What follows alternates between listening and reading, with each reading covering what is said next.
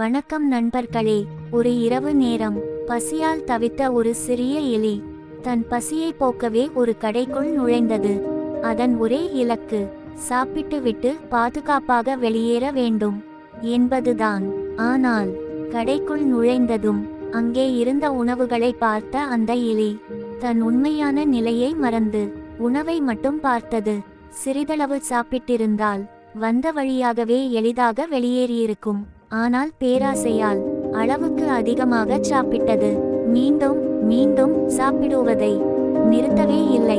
சிறிது நேரத்தில் எலியின் உடல் பருமனானது. வெளியேற முயன்றது, ஆனால் முடியவில்லை. அது வந்த வழி சிறியது. அந்த எலி பெட்டிக்குள்ளேயே மாட்டிக்கொண்டது.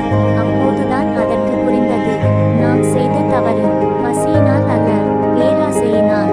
அந்த நேரத்தில் அருகிலிருந்த ஒரு சிலந்தி எலியின் நிலையை கவனித்து அது சிரித்தபடியே சொன்னது, இப்போது வெளியேற முடியாது, ஆனால் ஒரு வழி இருக்கிறது. சில நாட்கள் பட்டினி இரு, உடல் மெலிந்ததும் நிச்சயம் வெளியே போக முடியும். எலி அந்த அறிவுரையை ஏற்றுக்கொண்டது. பொறுமையாக காத்திருந்தது, தன்னை கட்டுப்படுத்தியது.